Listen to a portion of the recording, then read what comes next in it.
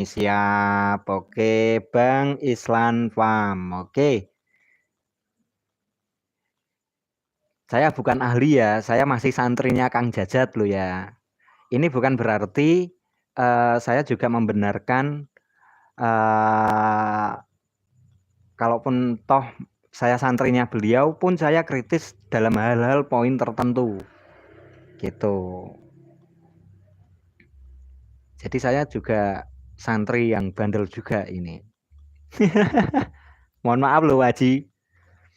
Yang paling keras itu soalnya untuk masalah entah itu yang namanya inbreed ataupun apa. Kalaupun toh sebenarnya gini mengenai inbreed ataupun takut cacat ataupun apa itu sebenarnya eh, benar, ada benarnya, ada yang salahnya. Yang katanya mengenai apa namanya inbreed itu bikin cacat, letal kan. Nah, sebelum kita ngomong bahas di situ di poin-poin itu, kita harus mengetahui dulu yang namanya pemahaman tentang istilah-istilah yang ada di situ. Dan kenapa banyak peternak yang nggak mau mengangkat isu ini, ya, isu mengenai eh, genetik, terus pemahaman genetik karena satu, belajarnya mahal, bos. Belajarnya mahal. Yang kedua, itu enggak, kalau untuk yang rekayasa genetik ya, itu sekolahnya mahal. Terus kalaupun toh ada workshop ya, itu juga masuknya mahal. Mahalnya gimana? Kalaupun toh ulang sebentar. Yang sampai di private itu biayanya mahal banget. Nggak 1-2 juta loh untuk kita ikut kelas itu loh. Belum lagi untuk praktiknya.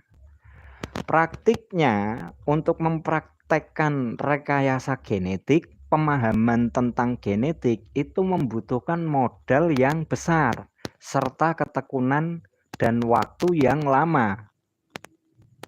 Nggak cukup 1 ataupun 2 tahun. Gitu. Soalnya di sini kita sebagai periset akhirnya meriset, belum recording, harus ada data juga loh. Apa yang kita lakuin itu kita harus ada data. Oke? Bukan hanya sekedar oh kita kawinin A sama B itu jadinya gini dan cacat. Itu nggak bisa jadi acuan.